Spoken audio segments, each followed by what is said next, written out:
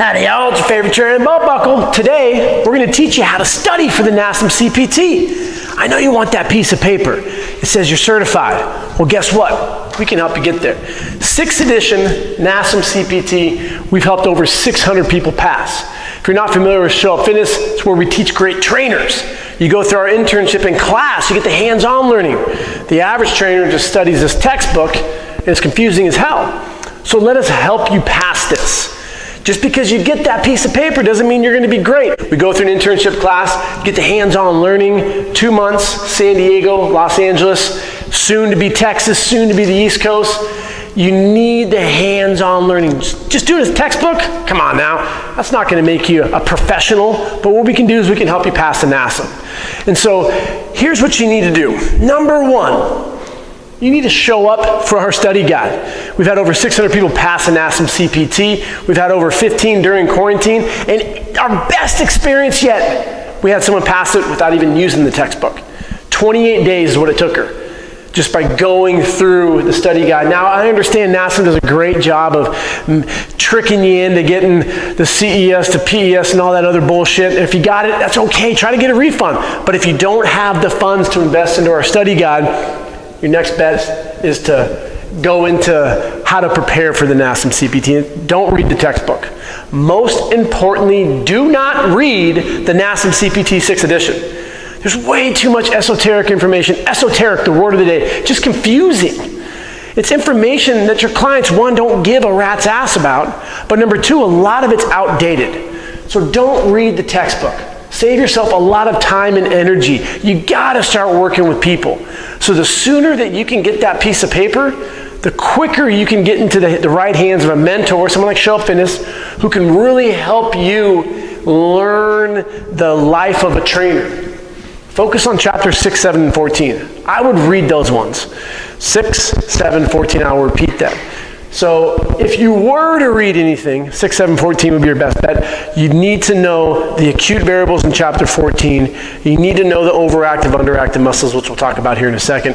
And you need to know the assessment. NASM loves those chapters. All right, so let's get into page 196. 196 is chapter 7. And this sucker, you're going to see a lot of questions on. All right, so this table right here, this is what you need to know. Now, how you prepare for this, don't worry about the compensation. Sure, you need to know, like this means knees buckling in, forward lean, arms falling forward. I think that's common sense, but if it's not, focus on that first. 2 is going to be just memorize where, or not where, but what the muscle is. Is it stereotypically overactive? Or is it stereotypically underactive? For example, let's go with the soleus. Where's your soleus? It's down here. Is it typically over or underactive? Overactive. Anterior tibialis, anterior front side. Tibialis, tibial bone. Underactive. Gluteus maximus, stereotypically over or underactive. Glutes, underactive. What about your adductor magnus? Overactive. What about your upper trap? Overactive. What about your latissimus dorsi? Overactive. What about your rhomboid major and minor? Mid-back. Underactive. So you need to know if those, just write out on a flashcard. Put the muscle, flip it around, and overactive or underactive. And that's how you're going to really be prepared for the NASM. So when the question comes up on the test, you get four answers. Which of the following muscles is overactive or underactive? Just find the one that they're asking about. If it says over, find that overactive one.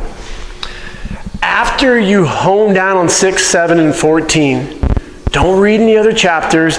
Don't get any more certs. The CES, PES, FNS, whatever the nutrition one is, don't get that. You're not going to be quizzed on that stuff in the NASM-CPT 1. But those pieces of paper aren't going to make you a better trainer.